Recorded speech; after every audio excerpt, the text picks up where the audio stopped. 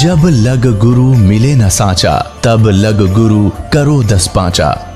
क्या गुरु बदल सकते हैं? क्या गुरु बदलने से पाप लगता है? अध्यात्म के इस मैदान में आखिर सही गुरु कौन है? गीता जी में वर्णित तत्वदर्शी संत कौन है? इन सभी प्रश्नों के उत्तर जानने के लिए अवश्य सुनिए जगत गुरु तत्वदर्शी संत रामपाल जी महाराज के मंगल प्रवचन। राजा देखता है कि कौन है तू, कहां से आया? कि भाई मैं उस गांव से आया हूँ और मैंने आगे जाना है, मैंने रात काटनी है, कमरा बता और उसका किराया बता दे, मैं यहाँ रुकूंगा।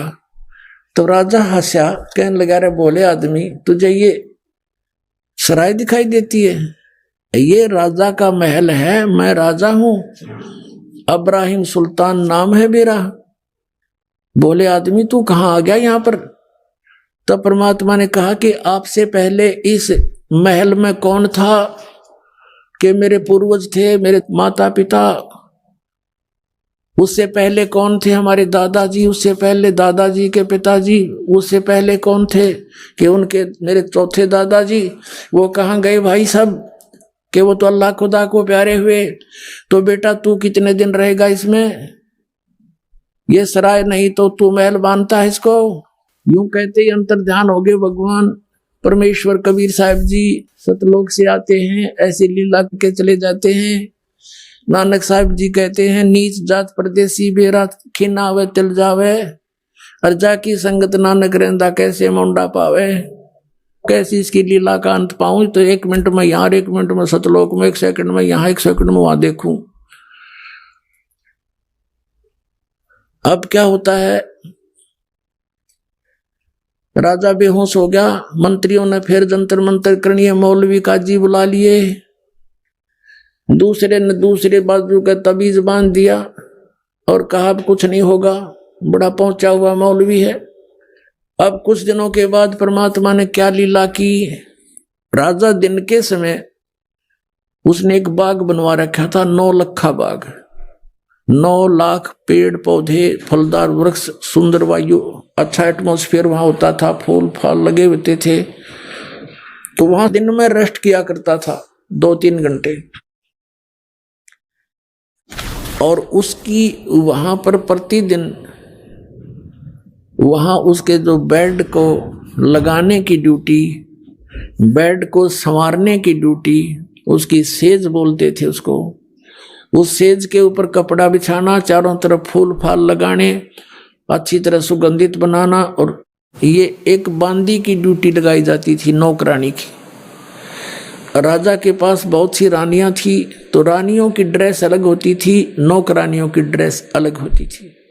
एक दिन परमात्मा ने लीला की, स्वयं एक नौकरानी का रूप धारण किया, बांदी का रूप बनाया, और वहां सेज उसकी खूब बढ़िया सेज सजा के, चारों तरफ फूल लगा के, और उस सेज पे स्वयं लौट गए, उनके बेड पे लेट गए परमात्मा।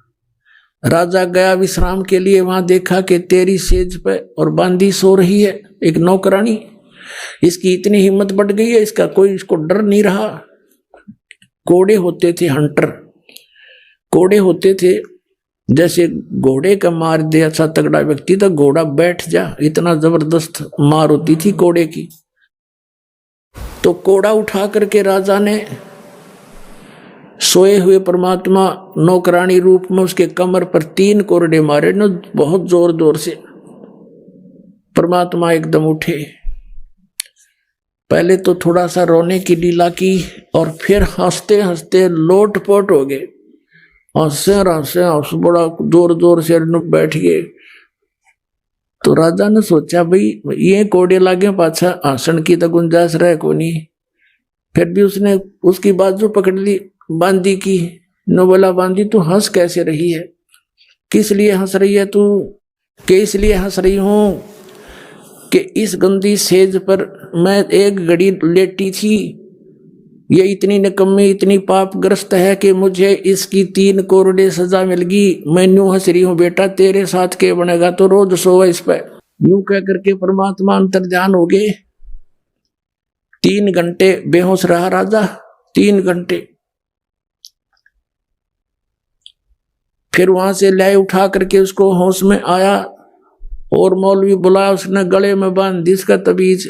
अब कुछ दिनों के बाद राजा कुछ नॉर्मल सा हुआ, काम काज से मन हटने लगा उसका कि सचमुच यह क्या जीवन है, कल को यहां से चला जाऊंगा, ये क्या मेरे साथ चलेगा, कुछ ऐसी प्रेरणा अंदर से आई।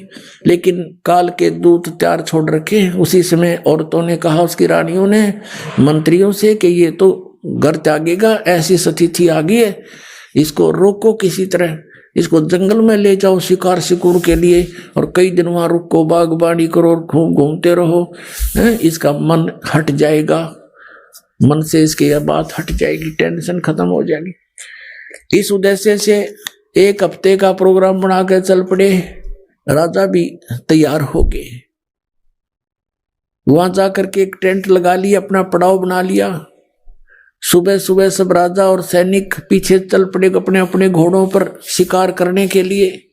देख, ये शौक था इन राजाओं का, जीवन सा करने जाते थे और फिर निरे पाप इकट्ठे हो जाते, फिर गधे कुत्ते बनकर उनको भोगा करते थे। अब क्या किया परमात्मा ने, एक मृग रूप धारण किया, एक मृग का रूप धारण किया और सामने दिखाई दिए। काफी देर से कोई शिकार मिल नहीं रहा था। राजा ने कहा भी देखो वो सामने मृग आ गया है, हिरण आ गया है और ये हाथ से जाना नहीं चाहिए, नहीं तो अपनी बेइज्जती हो जाएगी, वापस नहीं जा सकेंगे हम, शिकार नहीं मिला तो। और जिसके पास से ये निकल गया उसकी खबर नहीं है, खैर नहीं है, उसकी खबर लूंगा। इब्राहिम सुल्तान अधम राजा के घोड़े के नीचे से मृग निकल गया। अब नूकण जोगा नहीं तेरे पास से गया है। अब खिसियानी बिल्ली की तरह उसके पीछे घोड़ा लगा दिया, बहुत स्पीड से। राजा अकेला बहुत दूर निकल गया था, सैनिक कहीं और रह गए थे, नहीं जा सके उसके वहां तक। तो उसकी ऐसी स्थिति होगी जैसे घंटा जल ना मिला तो मर जाऊंगा आध घंटे में। इधर उधर जल खोजने लगा, या अल्लाह हे भगवान आज मेरी जान बचा। पुणात्मा, ये आत्मा जब रोती है भगवान को तो परमात्मा अपने बच्चे के लिए तुरंत आता है, यदि उसके पुण्य पिछले ठीक हैं। उस पुण्य के आधार से तीनों लोकों में प्रवेश करके सबका धारण पोषण वही परमात्मा करता है। कबीर साहब ही करते हैं, अल्लाह अकबर ही करते। अब क्या रचना रची परमात्मा ने, थोड़ी सी दूरी पर एक सुंदर बगीची, उसमें फलदार वृक्ष, बहुत सुंदर फल से लदपद वृक्ष, और एक तालाब छोटा सा बनाया, एक कुआं बनाया और एक झोपड़ी, एक हट बनाई अपनी शक्ति से। और 3 कुत्ते लेकर, 3 कुत्ते सुंदर वाले बढ़िया बढ़िया से बेलों से बांध रखे तीनों कुत्ते, और एक साधु रूप बनाकर परमात्मा बैठ गए जैसे कोई फकीर रहा करते हैं सात जंगलों में। अब राजा ने देखा कि वो बगीचा भी है, फल भी लगे हैं, तालाब भी है, घोड़े को जल पिलाया, फिर स्वयं जलपान किया, फिर फल आहार किया। जब इस व्यक्ति को सुख हो जाता है तो भगवान बोलता है पेट भर गया, प्यास बुझ गई, तो देखा सामने एक महात्मा बैठा है और 3 सुंदर कुत्ते ले रखे इसने। राजा ने उस फकीर के पास जाकर प्रणाम किया और कहा, महात्मा जी इन कुत्तों का तू क्या करेगा? तीनों का एक रख ले, 2 मुझे दे दे। अब परमात्मा बोले, भाई ये कुत्ते ऐसे देने के नहीं, ये वीआईपी कुत्ते हैं भाई, ये वीआईपी डॉग हैं। बताऊं कैसे वीआईपी हैं? ये 1 नंबर का है ना, ये तो बुलक बुखारी शहर का जो राजा है ना उसका पिताजी है, और ये उसका दादाजी, और ये उसका परदादाजी। ये उल्लू के पट्टे राज करा करते, मैंने समझाया करता रहा भक्ति कर लो।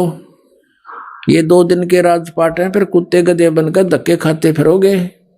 और अब देखो इनके सामने एक काजू किशमिश के हलवा बना के और इतनी दूरी पर रख रखा, वो खाने की चेष्टा कर रहे हैं, उन तक मुंह नहीं जाता, और परमात्मा उनके सोटे लगा रहे हैं, अब खुआऊंगा तुम्हें काजू किशमिश के हलवे, और वो चिल्ला रहे हैं। अब उसका कलेजा फिट गया, हिल गया उसका कलेजा, अब वो सतब्ध हो गया। इब्राहिम सुल्तान अधम एकदम सुन्न हो गया माइंड उसका कि यो सचमुच साधु संत झूठ नहीं बोला करते। और कहने लगा, और सुन ले भाई घोड़े वाले, या खाली बेल रखी है ना, खाली बेल कुत्ते बांधने की, ये इसलिए खाली रखी है, अब वो बैठे आना गद्दी पर, वो अब्राहिम वो भी कुत्ता बनेगा, उसको इससे बांधूंगा, यही रोकूंगा उसको। अब राजा ने सोचा है तो बहुत बूढ़ी बनी भाई, संत फकीर झूठ नहीं बोला करते, और ये पिताजी माता पिता यहाँ बंधे बैठे हैं और तेरा नंबर तैयार है, चरणों में गिर गया, पैर पकड़ लिए, बुरी तरह रो रहा है, बुरी तरह रो रहा है, घंटा रोता रहा। और आंखें जब खुली 1 घंटे के बाद उसने देखना चाहा तो क्या देखता है, वहां ना साधु है, ना कोई बाग बगीचा, कोई तालाब है, ना कोई झोंपड़ी, ना कुत्ता है, अकेला पड़ा जंगल में रो रहा है। और देखा ऊपर, क्या ये क्या मैं स्वप्न देख रहा हूं? स्वप्न कैसे देखे, क्योंकि वहां घोड़े के पैर अभी तक गिल्ले हैं, पेट भरा हुआ है, स्वप्न भी नहीं हो सकता। उठकर चल पड़ा, बैठकर घोड़े पर वहां पर आ गया जहां उनका पड़ाव लगा हुआ था, किसी से नहीं बोला, एकदम मायूस हो गया और संकेत से कहा उठाओ यहां से चलो। सबने 10 मिनट के अंदर अपना पैकिंग कर ली, चल पड़े, पीछे पीछे वापस आ गया। अब क्या बताते हैं परमात्मा, हम कारवान हो आए, मैलों पर ऊंट बताए, बोले बादशाह सुल्ताना तुम रहते कहाँ दीवाना, दूजा कासिद गवन किया रे, डेरा महल सराय लिया रे। जब हम महल सराह बताई, सुल्तानी को त्यावर आई, अरे तेरे बाप दादा पड़ पीढ़ी, ये बसे सरा में गीदी, ऐसे ही तू चल जाई, यूं हम महल सराय बताई। अरे कोई कासिद को गैलाओ, इस पंडित खाने जाओ, उठे पादशाह सुल्ताना, वहाँ कासिद गैब छिपाना। तिज बांधी हो सेज बिछाई, तन 3 कोरडे खाई, तब आया अनहद हासा, सुल्तानी गहे खवासा। मैं एक घड़ी से जा सोई, तात मेरा यू हवाल होई, जो सोवे दिवस और राता, उनका के हाल विधाता। अब क्या बता रहे परमात्मा, हम कारवान हो आए, मैला पे ऊंट बताए। हम परमात्मा खुद कहते हैं, हम सतलोक से अमरलोक से सतगुरु आए, रूप धरा करवाना, और ढूंढत ऊंट मैल पर डोले, और बुझे सा बयाना।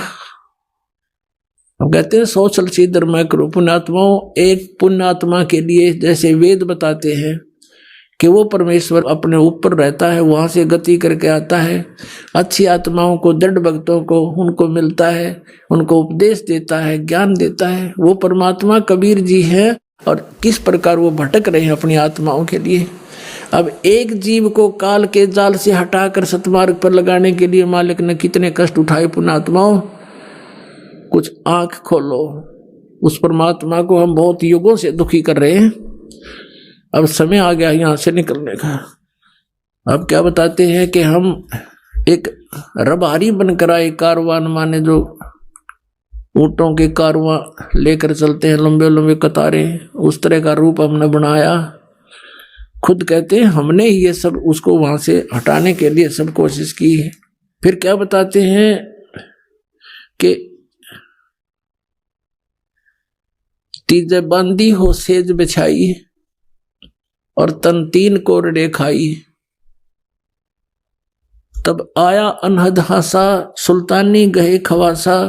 परमात्मा क्या कहते हैं कि मैं एक घड़ी से जा सोई, तात मेरा ये हाल होई, जो सोए दिवस और राता, उनका के हाल विदाता।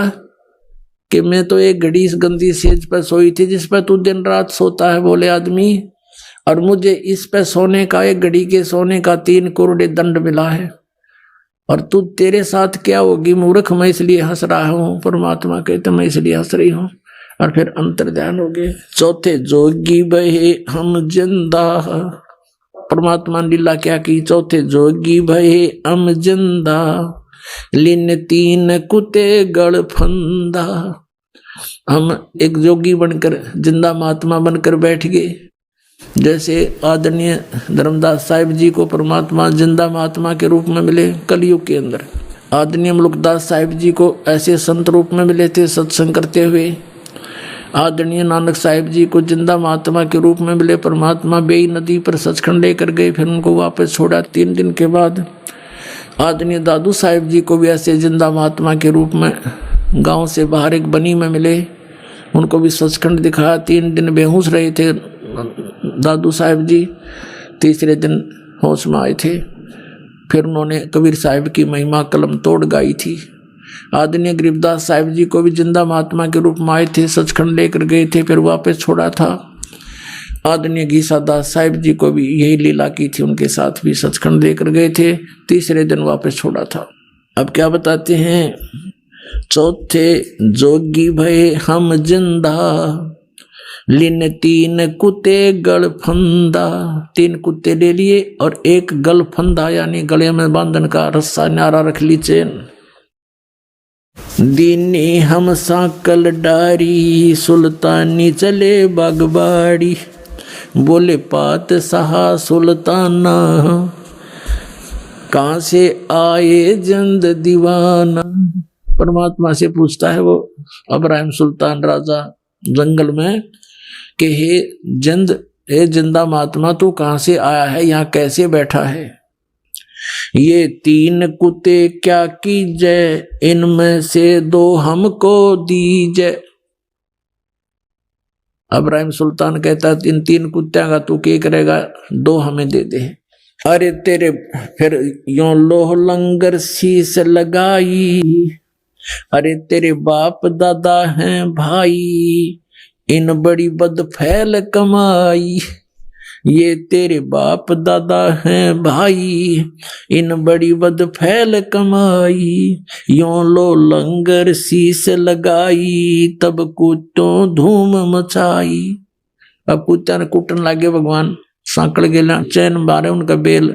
अरे ये तेरे बाप दादा पड़ पीढ़ी, ये भी बसे उसी सरा में गीदी, ये भी उसी सरा में रहा करते जिसमें तू रह रहा है।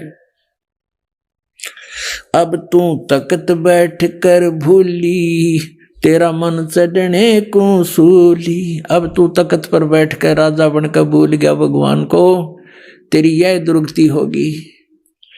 जोगी जिंदा गैब भयारे, हम ना कछु भेद लहारे, बोले पादशाह सुल्ताना, जहाँ खड़े अमीर दीवाना। ये 4 चरित्र बीते, हम ना कुछ भेद न लीते, वहाँ हम मारा ज्ञान गिलोला, सुल्तानी मुख न बोला। तब लगे ज्ञान के बाना, छोड़ी बेगम माल खजाना, सुल्तानी जोग लिया रे, सतगुरु उपदेश दिया रे। छोड़ा 18 लाख तुरारे, जैसे लागे माल बुरारे। छोड़ा 18 लाख तुरारे, जिसे इब लग गया माल बुरारे। 18 लाख घोड़े भी त्याग दिए। अब वहां से घर पे आ गया। घर आते ही उसने क्या किया, जंगल से जब आया वापस वन से, किसी से नहीं बोला। चारों तरफ रानियों ने घेर लिया। मंत्रियों से पूछा रानियों ने क्या बात होगी, तुम तो 1 हफ्ते के लिए गए थे, आज दूसरे दिन वापस कैसे आ गए। तो मंत्रियों ने बताया कि ऐसे ऐसे एक हिरण के पीछे ये बहुत दूर तक चले गए, पता नहीं वहां इसके साथ क्या घटना घटी, किसी से नहीं बोल रहे हैं। हमें भी संकेत से कहा कि चलो यहाँ से और यहाँ आगे, अब तुम जानो, तुम्हारा काम जानो। रानी कहने लगी कि देखो जी, आप तो वैसे ही बच्चों वाली बातें करते हो, ये सब ऐसे ही होते हैं, कुछ नहीं होता है, ये भूत प्रेत होते हैं, आप ऐसा क्यों महसूस करते हो। अब राजा कहता जिसका लागे वो जाने, ये भूत है, प्रेत है, क्या है, पर मुझे नहीं मालूम। अब मैं यहाँ रह नहीं सकता। मन में ये सोच रहा था। रानिया कह रही थी ऐसा कुछ नहीं, आप तो वैसे ही ऐसे घबराए से रहते हो। इतने में क्या हुआ कि एक कुत्ता आ गया जिसके सिर में जख्म था, जख्म में कीड़े चल रहे थे अनगिन। और कुत्ता आकर के इतनी दूर खड़ा हो गया, सब देख रहे थे, वो बातों में लीन थे, राजा से बातें कर रहे थे। कुत्ता आ गया सामने और कहा इब्राहिम। अब सब ने देखा, कुत्ता बोला इब्राहिम मैं उस नगरी का राजा था, तुझे याद है, और एक राजा के साथ युद्ध में मारा गया था। जैसे कर्म मैंने किए देख आज भोग रहा हूं भाई, देख ले बच्चा जा तो बच ले। यूं कहकर कुत्ता खे देसी वापस हो लिया। अब इतने सोच दिया ही, कुत्ता पकड़ो पकड़ो, इतना कुत्ता बहुत दूर अंतर ध्यान हो गया जाके। अब वो कहने लगा अब तुम देखो क्या है मेरे साथ, और कहा बाहर हो जाओ सब यहां से। कमरे से सबको बाहर कर दिया अपने कक्ष से। सारी रात करवट लेकर काटी, अब सीधा निकलूंगा तो ये जान नहीं दे मुझे। रात्रि में क्या किया, पीछे से रस्सा बांध कर महल के पिछले साइड पे और काला मुंह कर लिया, कालस लगा ली मुंह के ऊपर, कोई पहचान ना ले, और केवल 1 साल लपेट लिया। जैसे राजा ये साधु संत देखे एक चद्दर ने बांध लिया कना ऐसे बस। और गलती से जूती पहने रह गया वो 9 की 9 जो बहुत कीमती थी, और रातों रात निकाल दी कम से कम 20 किलोमीटर स्पीड थे। अब सुबह हुआ, भूख लगी। वहां एक मालन बेर बेचे थी बाग के बाहर बैठकर रास्ते में। भूख लगी राजा को, उसने कहा मालन बेर दे दे, इसका रेट बता क्या लेगी। मालन कहने लगी 1 आने के शेर 1 किलो बेर देती हूं, आना निकाल भगत। अब राजा ने कहा मेरे पास पैसे नहीं है, ये जूती है 1.25 लाख की एक की कीमत है, और मुझे भूख बहुत लगी है, तो मुझे बेर दे दे, 1 किलो दे दे। 1 किलो जोड़ी में जब डलान लगा और कहा ये जूते ले ले, तो 2.5 लाख की जूती, दोनों दर्दी, भूख इतनी जबरदस्त लगी हुई थी। तो यहाँ परमात्मा कहते हैं अन देव तू बड़ा दयालम, और तेरे पलड़े तुले नहीं लालम। अन देव तू जगमग ज्योति, तेरे पलड़े तुले नहीं मोती। तो इस प्रकार कहते भूख का आगे सब ये संसारिक जो धन है ये भी व्यर्थ होता है। अब वो 2.5 लाख के जूते दर दिए 9 की 9, और कहा 1 शेर बेर डाल दे। अब मालन जब बेर तोला थी और तोलते ही डालने लगी तो 1 बेर जमीन पर गिर गया और शेष उसकी जोड़ी में डाल दिए। अब मालन तो कहती है ये बेर मेरा, इब्राहिम कहता ना मेरा। दोनों उस बेर पर लड़न लग रहे। परमात्मा ने एक मारा उसके मुंह पर थप्पड़। इब्राहिम कहे अरे भले आदमी, 2.5 लाख की जूती, 1 पैसे का बेर, पता के छोड़ा तेने धन क्या छोड़ का है, तो आड़े फिर हुआ है बीमारी पाल रही। 2.5 लाख की जूती गिर दी, 1 पैसे के बेर पर फिर वही मेरी मेरी कर रहा है, तो क्या छोड़ के जा अपने घर में वापस। यूं कह के अंतर ध्यान हो गए, भगवान वहां दिखाई नहीं दिए। अब कहने का भाव ये है कि परमात्मा हमारे को चोट मार मार कर इस माया के जाल से छुटवाते हैं। माया का लेप हमारे बहुत हो गया, इसके ऐसे चोट मार मार कर इसे नफरत कराते हैं, और हम मांगते माया भगवान से। और ये माया तो आपको इतनी दे देगा आपके समझ में भी ना हो, पर यह माया आपका काम किया होगी, आपकी दुश्मन बन जाएगी ये लास्ट में। तो इसलिए पुण्यात्माओं, आप परमात्मा के मर्यादा और नियम को पहचान कर इस मार्ग पर चलिएगा। आपका ये जीवन भी इतना बढ़िया रहेगा, औरों से असंख्य गुना बढ़िया रहेगा। लेकिन निराधन ना मांगियो भगवान थे, केवल माया मत मांगना। जो दे तो यह भी देगा, पर भगवान का जो काम था वो तो अधूरा रह गया। आपको पार करना, आपको सचखंड ले जाना, वो तो फिर अधूरा रह जाता अगर इस माया के चक्कर में भगवान आपको डालेंगे। लेकिन ये कभी नहीं डालते। लेकिन आपका काम भी कोई पेंडिंग नहीं रहने देंगे जो आवश्यक होगा, ये सच करना। ये चार चरित्र बीते, हम ना कुछ भेद न लीते, वहाँ हम मारा सुल्तानी जोग लिया रे, सतगुरु उपदेश दिया रे, 18.5 लाख तुरारे, जिसे लाग गया माल बुरारे। अब क्या बताते हैं कि जिसने 18 लाख घोड़े छोड़ दिए, त्याग दिए, और अब लग गया माल बुरारे, वो धन अब उसको दुश्मन दिखाई दे रहा अपने जीवन के लिए।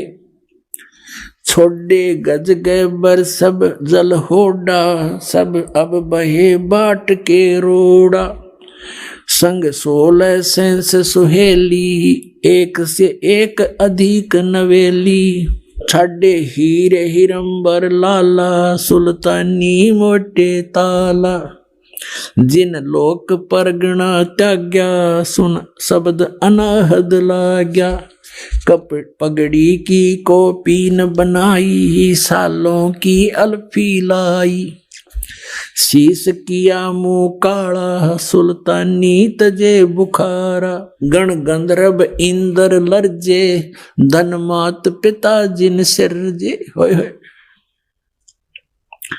भया सप्तपुरी पर साका, सुल्तानी मार्ग बाका।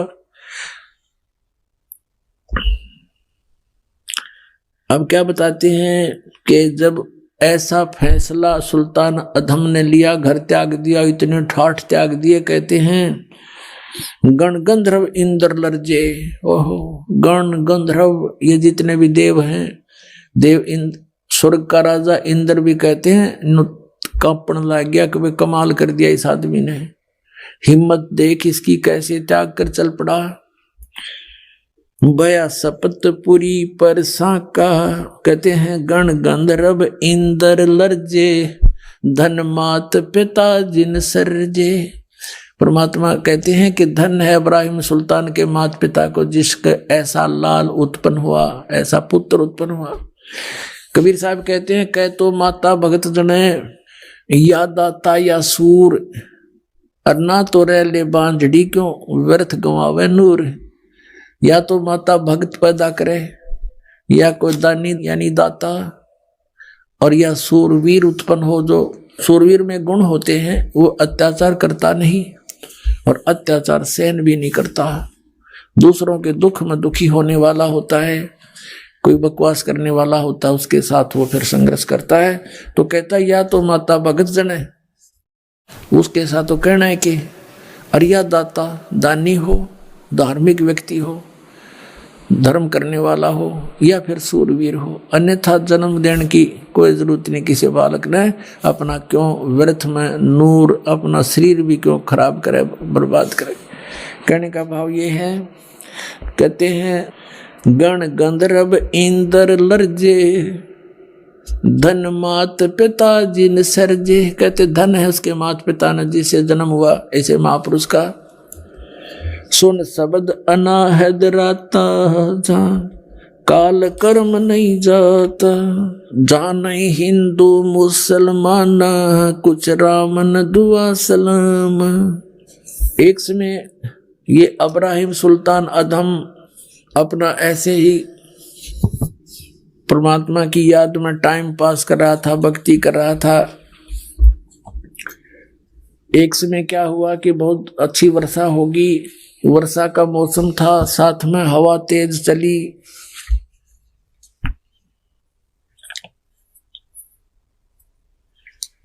तो उसको कुछ ठंड लगी, तो उसने सोचा एक झोंपड़ी थी किसी की, उस झोंपड़ी के पीछे हवा की दूसरी साइड में, बैक साइड में बैठ गया और हवा की आड़ में कि रात यहां काट लूं, सुबह चल पड़ूंगा। रात्रि के समय उस झोंपड़ी वाले एक पत्नी थी उसकी, एक स्वयं था और एक गाय रखी थी उसने बस। और दोनों आपस में क्या बातें कर रहे हैं कि भगवान ने इसी बढ़िया बारिश कर दी, बढ़िया घास हो जाएगा और अच्छा अपना गाय का दूध पीवांगे, ठाठ से रहेंगे। तो वो कहता है कि हमारे ऐसे ठाठ हो गए जैसे बल्ख बुखारा के बादशाह के भी गोना। अब वो इतना धनी व्यक्ति, इतना रईस व्यक्ति था, बल्ख बुखारे का बादशाह सुल्तान अदम, कि उसकी चर्चा चला करती थी कि तू के नाराय बल्ख बुखारे का राजा है, ऐसा के धनी हो गया तू। तो इसी दृष्टिकोण से उन्होंने कहा कि इसे मौज तो बल्ख बुखारे के राजा की भी नहीं जैसी हमारी है, ये मन की बकवाद होती है। अब उस इब्राहिम सुल्तान ने सोचा, देख बोले आत्मा, इनके पास खक नहीं, अरिसन मौज मान रही है। क्योंकि स्वयं ज्ञान होने के बाद प्रत्येक प्राणी का ये प्रयत्न होता है कि किसी प्रकार इसकी भी आंख खोल दूं, समझा दूं, इसने भक्ति बिना कुछ नहीं, जीव कुछ भी सामान नहीं तेरे पास, मैंने सब कुछ छोड़ दिया। इसी दृष्टिकोण से सुबह हुआ तो उनके सामने झोंपड़ी के आगे खड़ा होगा, नमस्कार किया और कहा, भी तुम रात्रि में क्या बातें कर रहे थे? तो वो कहने लगे, तू कहां सुन रहा था? कि मैं तुम्हारी झोंपड़ी के पीछे बैठा था, मुझे ठंड लग रही थी। तुम क्या कह रहे थे कि ऐसे ठाठ हो गए हमारे बल्ख बुखारा के बादशाह के भी नहीं? अरे भले आदमी, ये के ठाठ है भाई, परमात्मा की भक्ति करनी चाहिए। ये मनुष्य जीवन परमात्मा की भक्ति के लिए, आत्म कल्याण के लिए मिला है। और सुनो, मैं हूं बल्ख बुखारे का राजा और मैंने सब कुछ त्याग दिया परमात्मा पाने के लिए। अब वो क्या कहता, कर्महीन वो झोपड़ी वाला कहने लगा, प्रथम तो तू राजा नहीं हो सकता। वो कहता है कि मैं सच्ची बताता हूं, कसम है अल्लाह की, कसम है खुदा की, मैं वो इब्राहिम सुल्तान अदम हूं, मैंने राज त्याग दिया। फिर कहने लगा, प्रथम तो तू राजा नहीं हो सकता, और जब तू राजा है तो तेरे जैसा मूर्ख नहीं दोस्त ने धरने छोड़ के आ गया, मेंटल, चल यहां से। अब क्या कहता है वो राजा, क्या कहता है कि रांडी ढांडी नात ये नरकइये काग, और बल्ख बुखारा छोड़ दिया थी पछली लागे। अब क्या बताते हैं कि भाई इस पर तो एक या औरत नहीं छूटती, एक या गाय, रांडी ढांडी, ढांडी है गाय को, रांडी औरत को, हरियाणा की लैंग्वेज में भाषा बोल में कहा परमात्मा ने, ज्ञान गरीबदास जी ने, कहते हैं रांडी ढांडी नात ये नर कहीं काग, ये घने चतुर बन रहे हैं, और बल्ख बुखारा छोड़ दिया थी कोई पछली लाग। कहते पिछले तब से होते हैं पूर्ण हंस मुराद। क्या बताते हैं, मेरा कोई पिछला संस्कार था, मैंने इतना कुछ छोड़ दिया, इस पैया ना छूटती, नालायक पे, कर्महीन इंसान है ये, भक्ति नहीं करता। तो पुण्यात्मा, लागी का मार्ग और है, लग चोट काल जा करके, लागी का मार्ग और लग चोट काल जा करके, लग करके लागी का मार्ग और है, लग चोट काल जा करके, बन बीच बरतरी भूप ने एक मारा ताण निशाना, बन बीच बरतरी भूप ने एक मारा ताण निशाना, कोई घड़ी सदी थी आवन की, साधु का हो गया आना, कोई घड़ी सदी थी आवन की, साधु का हो गया आना, कोई मुआ मृग जवा दियो, नत तार धरो ने बाणा, कोई मुआ मृग जवा दियो, नत तार धरो ने बाणा, वो जीवित कर दिया ढोर था, शिष बन्या परीक्षा करके, शिष बन्या परीक्षा करके, शिष बन्या परीक्षा करके, लागी का मार्ग और है, लग चोट काल जा करके, लग चोट काल जा करके, लग चोट काल जा करके, लागी का गोपी चंद योगी हो गए जिन ले लिया भगमा बाणा। गोपी चंद योगी हो गए जिन ले लिया भगमा बाणा। गुरु महल जनान बेजते डोडी में अलख जगाना। गुरु महल जनान बेजते डोडी पे अलख जगाना। व्यंजन 36 छोड़ के भिक्षा का भोजन खाना। व्यंजन 36 छोड़ के भिक्षा का भोजन खाना। तन पड़ गया कमजोर था ना खाया उदर भर के। ना खाया उदर भर के, ना खाया रे उदर भर के। लागी का मार्ग लगे चोट काल जा करके। लगे चोट काल लागी का मार्ग और है। लगे चोट काल जा करके। बाजीद कहे उठाओ ऊंट को लोग कहें ये मुआ। बाजीद कहे उठाओ ऊंट को लोग कहें ये मुआ। उठन आड़ी चीज रही ना गया उड़ सलानी सुआ रही। उठन वाली चीज नहीं गया उड़ सलानी सुआ। कुछ नक्सक बिगड़ा है नहीं बाजीदा अजरज हुआ। कुछ नक्सक बिगड़ा है नहीं बाजीदा अजरज हुआ। जिन करया अचंबा गोर है तजराज काल से डर के। तजराज काल से डर के, तजराज काल से डर के। लागी का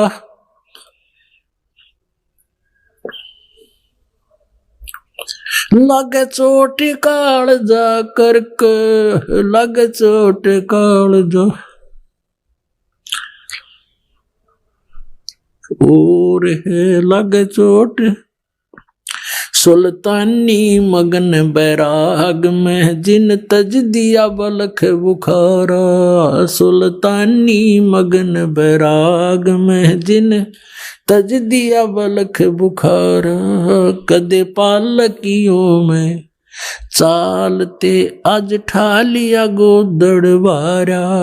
कदे पालकियों में चालते आज ठा लिया गोदड़ बारा। सब संगी छोड़ी रोवती रोवे था कुणबा सारा। सब संगी छोड़ी रोवती रोवे था कुणबा सारा। शोर मचारण वास में ना देखा पीछा फिर के। ना देखा पीछा फिर के, ना देखा रे पीछा फिर के। लागी का लग चोट काल जा करके। लागी का कुएं में शेख फरीद ने किसी मीठी बोली बासा।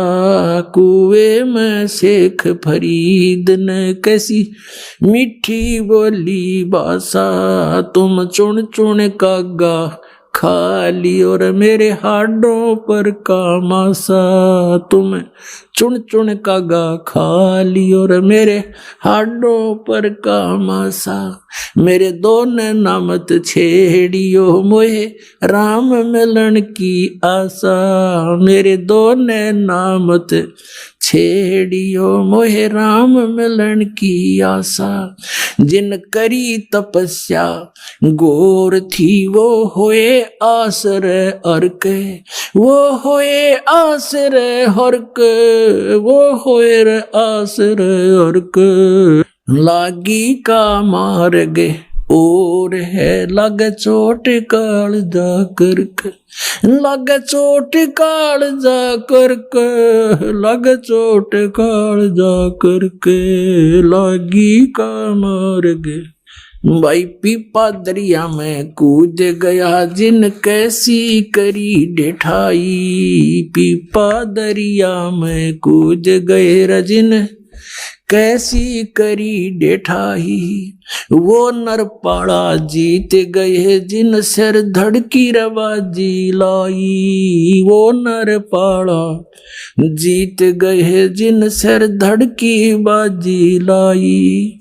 कह मंगलानंद चेतियो तुम सोच समझ मेरा भाई, कह मंगलानंद चेतियो रे कुछ सोच समझ मेरा भाई, बिन चेत्य यु झूठा सोर है कुछ जाइयो सुकर्म करके, कुछ जाइयो सुकर्म करके, कुछ जाइयो रे सुकर्म करके, लागी का मार्ग और है लग चोट काल जा करके, लागी का लग चोट काल जा करके, लग के लागी का मार्ग और है लग चोट काल जा करके।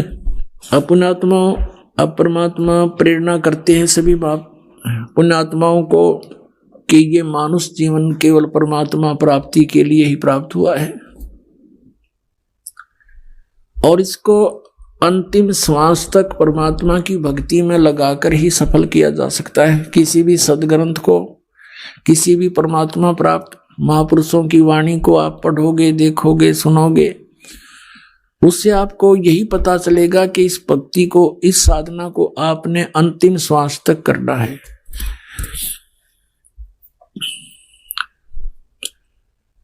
अब जैसे कल प्रसंग चल रहा है, ये 3 कंसेप्ट क्लियर हुए बिना हम परमात्मा प्राप्ति नहीं कर सकते। नंबर 1, परमात्मा पहचान के कौन है वो भगवान, और दूसरा ये है कि उसका कहाँ है प्रमाण, जिसको आप जी परमात्मा सिद्ध करने की चेष्टा कर रहे हैं उसके प्रमाण कहाँ है, और तीसरा समाधान। समाधान भी पूरा हो, फिर उसको प्रदान करने वाला अधिकारी संत हो। जैसे एक आप व्यवहारिक, सांसारिक व्यवहारिक क्रियाओं में देख लीजिए, जैसे कोई दूसरे देश में जाना चाहता है तो पासपोर्ट बनवाते हैं। यदि वो पासपोर्ट बनाने वाला डुप्लीकेट हो तो आपका काम तो सारा ही खराब हो गया, आपकी भी सजा, बनाने वाला तो जाना ही सजा उसको तो होनी है।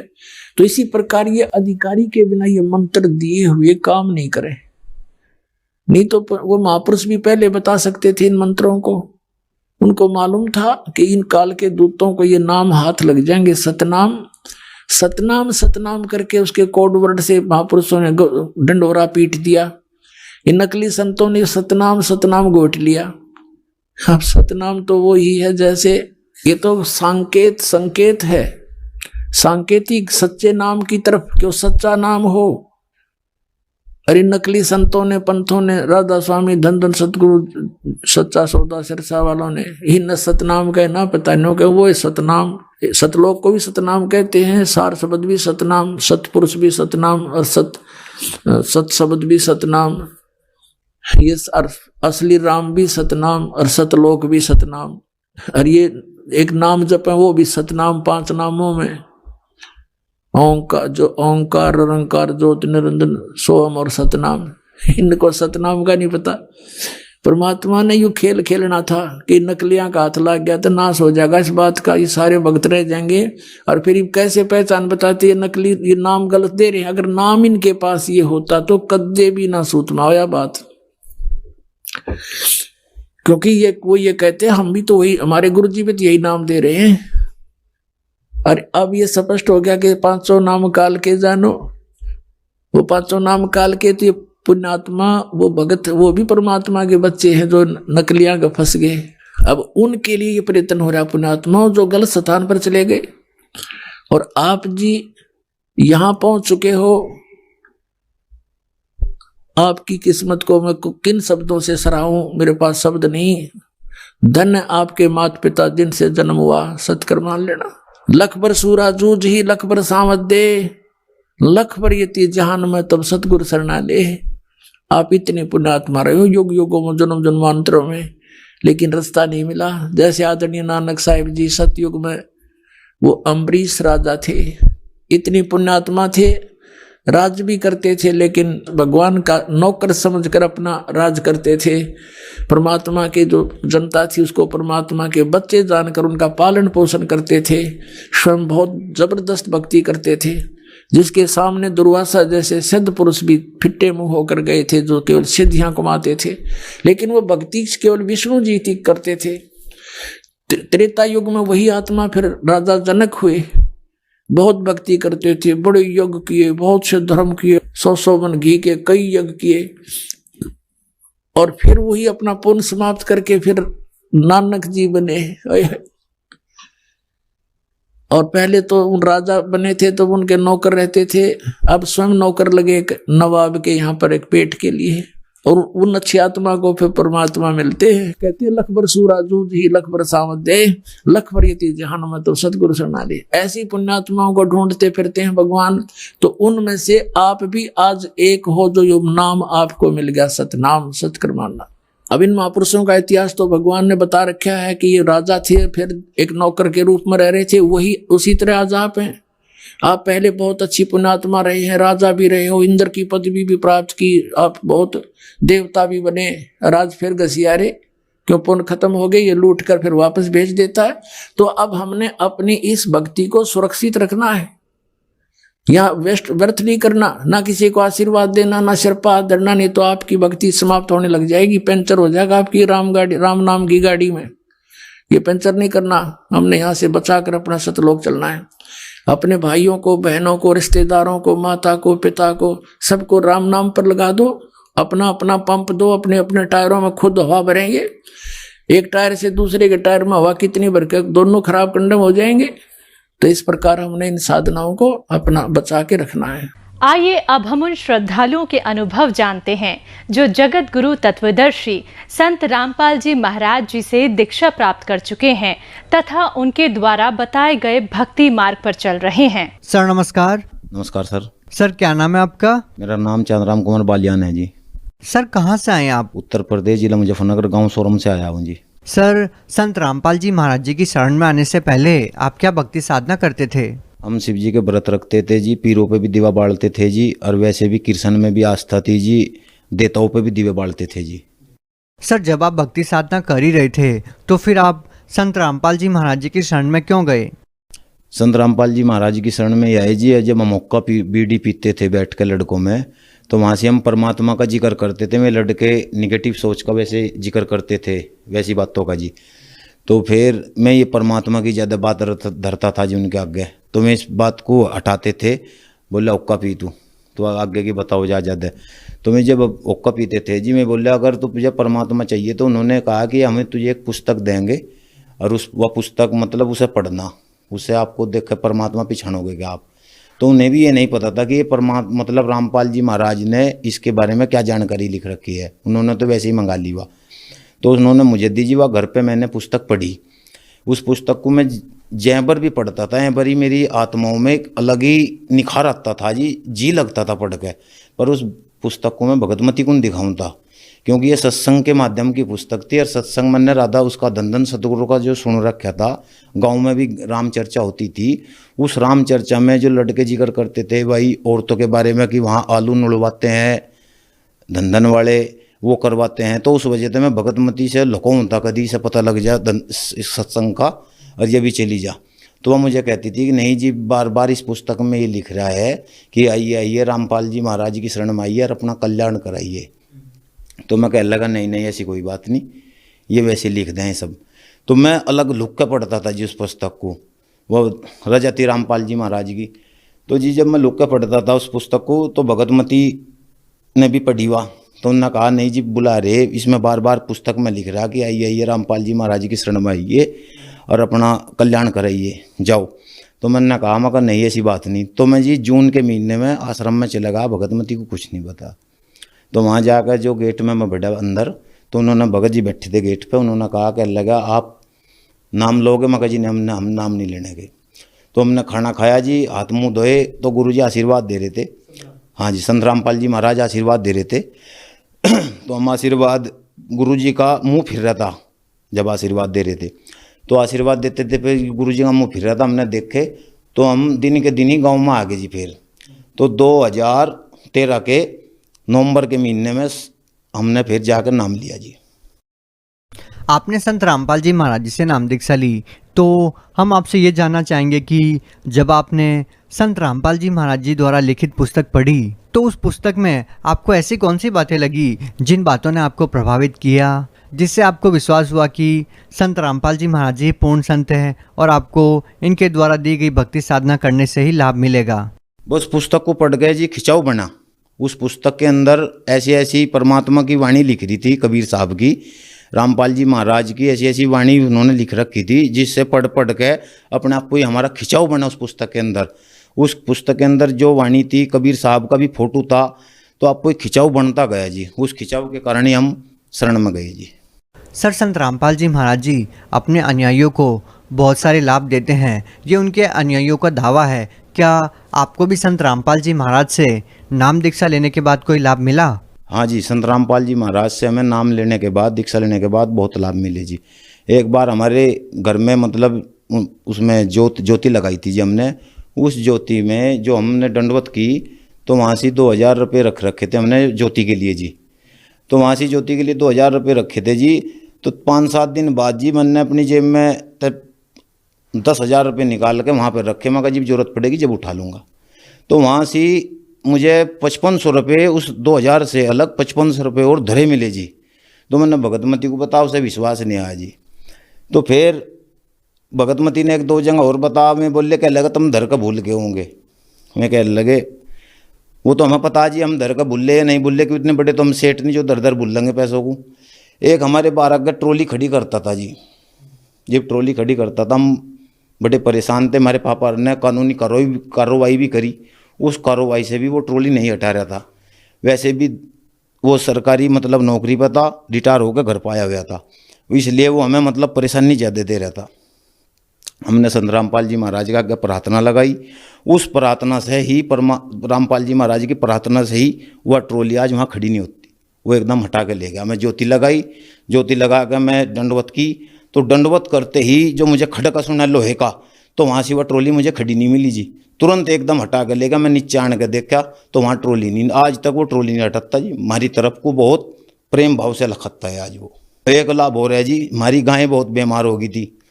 उस गाय के लिए डॉक्टर ने कह दिया बस इसका सर्रा है, बचने की नहीं। मन ने कहा मैं भाई डॉक्टर साहब दवाई देखो, बोला नहीं बचने की नहीं। तो जी इन्होंने सोचा, पड़ोसियों ने कह लगा इन्हें देवी देवताओं की भक्ति छोड़ दी और इसे नतीजा मिल रहा, क्योंकि भक्ति छोड़ देते हैं जो मतलब देवी देवताओं की पूजा छोड़ दें तो उन्हें परेशानी बने जी जगत वालों को, क्यों देवी देवता उन्हें तंग करें। तो उन्हें इसी सोचते उन्होंने सोचा था भाई इन्हें भक्ति छोड़ दी, इसे परेशानी बन रही। तो जी हमें कोई परेशानी नहीं थी। परमात्मा ने तीसरे दिन वह गाय संत रामपाल जी महाराज ने तीसरे दिन वह गाय आपको ही खड़ी कर दी थी। और एक लाभ ये है जी, एक बच्चे के हर्निया का रोग था, मतलब आंत बढ़ जाती है जी, तो वह बिना ऑपरेशन के ठीक नहीं होता जी बिल्कुल भी। तो हमने रामपाल जी महाराज के पास प्रार्थना लगाई, उस प्रार्थना का आदेश बताया भाई ज्योतिया पाठ का संकल्प करो। आज वो हर्निया का रोग अपने आप को ही ठीक है जी, कोई बिना ऑपरेशन के, बिना दवाइयों के। एक लड़के के सांस की नली में एलर्जी थी जी, वो जब भी उससे उठता था लत्ते से बाहर जाता था, छींकता रहता था। तो हमने डॉक्टर को दिखा, उसने कहा भाई एलर्जी है। मगर जी इसका इलाज, बोले इसका कोई इलाज नहीं है, प्रदूषण है, इसे उत्तराखंड ले जाओ तो अपने आप ठीक हो जाएगा। हाँ नहीं, इलाज ठीक नहीं होने का। तो हमें बड़ी चिंता हुई जी, हमने रामपाल जी महाराज के पास प्रार्थना लगाई, उस प्रार्थना का आदेश बताया भाई ज्योतिया पाठ का संकल्प करो, रामपाल जी महाराज दया करेंगे। तो जी वो लड़के की भगतमती को सपने में 2 दवाई दिखी, यानी किसी ने 2 दवाई दी। तो उसने मुझे कहा 2 दवाई दी होगा काम। सपने में बोल रही वह, अब मुझे उसकी आवाज़ सुन रही, मैं जाग रहा था कि वो लड़का सांस खींच खींच के ले रहा था जी। तो हम अगले दिन डॉक्टर के पास गए, उस डॉक्टर ने 2 ही दवाई दी और आज वो लड़के का धीरे धीरे उसकी सांस की नली पर तो सोई उतरेगी जी। आज वो लड़का बिल्कुल नॉर्मल है।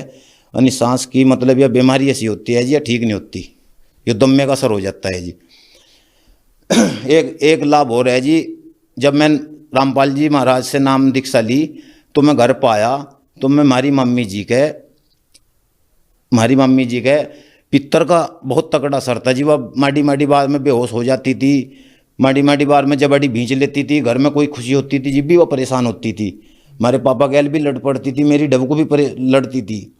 तो जी जो रामपाल जी महाराज से अमृत जल प्रसाद के रूप में मिलता है, वो उसके मुंह में 2 ढक्कन डाला, हमें आज तक कोई परेशानी नहीं, उसका सारा ये रोग खत्म हो गया हमारी मम्मी का। सर मैं एक लाभ आपको और बताता हूँ, हम हुक्का बीड़ी बहुत पीते थे। हुक्का तो हम बहुत चाह कर पी कर थे जी, हमारे हाथ भी पेड़े लाल हो जाते जी हुक्का पी के। हमारे बाबा भी पिया कर था, मैं भाई तुम हुक्का तो भरा करोगे, हुक्का पियो। और कहता था भाई बुराइयों से बचो, और हम हुक्का पियाते थे। तो जी सर हुक्का जब हम रामपाल जी महाराज की शरण में गए, जब सर आज तक हम हुक्का तो हुक्का, हम बीड़ी का हाथ भी नहीं लगाते जी, हमारे बच्चे भी हाथ नहीं लगाते, उन्होंने नाम दीक्षा ले रखी। सर संत रामपाल जी महाराज जी ने आपको इतने सारे लाभ दिए, तो आप भगत समाज को क्या संदेश देना चाहते हैं? हम भगत समाज को ये संदेश देना चाहते हैं जी कि ये सौदा, ये समय बार बार नहीं आता। जब हम हुक्का बीड़ी पीते थे और हम तोड़ देते थे बीड़ियों को कि हम हाथ नहीं लगाने के इसके आज के बाद, और तीसरे दिन ऐसी बेचैनी होती थी, कुड़कुड़ाहट होता था शरीर में, उसके बिना रहा नहीं जाता था। सोचते थे आज एक बीड़ी तो पी लेते हैं, कल को नहीं पीने के। फिर हम लाइन पर लग जाते थे, फिर मंडल जेब में गिर लेते थे, फिर हुक्का पीते थे, फिर तोड़ देते थे, पर हमारी वह बीड़ी छूट नहीं पाती थी। हम सौंप भी खाते थे मगर बीड़ी छूट जा, फिर भी नहीं छूट पाती थी। एक गुरु भी बना रखा था गांव में हमने, बूढ़ा बुजुर्ग थे वे भी सिद्धि पिद्धि थी थोड़ी उन पे, तो उन्होंने हमें लाइन पर लगाई, भाई अब मंत्र पढ़ करो, ये मंत्र पढ़ करो। तो उनसे भी हमने कहा बाबा बीड़ी नहीं छूटती, कह लगा थोड़ी थोड़ी तो पियो जा करो, कोई दिक्कत नहीं है। तो हम कहते थे उन्हें बुजुर्ग तो जो हमने गुरु बनाए थे, तो उन्हें हम कहते थे मगर बाबा परमात्मा ऐसा होना चाहिए जैसा हमारा युवा शरीर है, हम सदा ऐसे ही होने चाहिए, हम कभी मरन ना। तो उन्होंने कहता यहाँ तो मरना पड़ेगा भाई, बूढ़े भी होना पड़ेगा।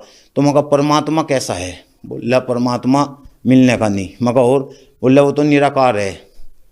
तो फिर हम नहीं फिर पीछे हट जाते थे जी। चाह बढ़ती थी परमात्मा के बारे में, तो शांति नहीं मिलती थी उनके पास थे, मतलब कुछ जो हम प्यास से जाते थे मगर भाई कुछ पकड़ करें वहाँ से, तो वहाँ से हमें कोई ऐसी उम्मीद नहीं थी मिलती जहाँ से हमें संतुष्टि दे। में रामपाल जी महाराज के पास आकर हमें वे शांति मिली, संतुष्टि मिली, और वो पूर्ण गुरु मिला जिससे हमें सारे दुख दूर हुए। कैंसर सार के भयंकर दुख दूर हो लग रहे, एक्सीडेंट तक बंद हो गए होने, परमात्मा की शरण में आए थे। आप भगत समाज को क्या संदेश देना चाहते हैं? भगत समाज को हम ये संदेश देना चाहते हैं कि ये समय बार बार नहीं आने का। आइए संत रामपाल जी महाराज की शरण में आ जाओ, ये समय बहुत बढ़िया चल रहा है, सतयुग जैसा माहौल आने लग रहा है। परमात्मा समय समय बार बार ये मौका नहीं देते, ये बहुत पुण्यकर्मी प्राणियों को ये समय मिलता है। अपनी मतलब आओ और अपना कल्याण करवा लो परमात्मा की शरण में आने के। ये रामपाल जी महाराज कोई आम आदमी नहीं है, इनके शब्द में पावर है, वह पावर है जो सिर पर हाथ धरते हैं आत्मा को शांत कर देते हैं, उनके विकार खत्म कर देते हैं।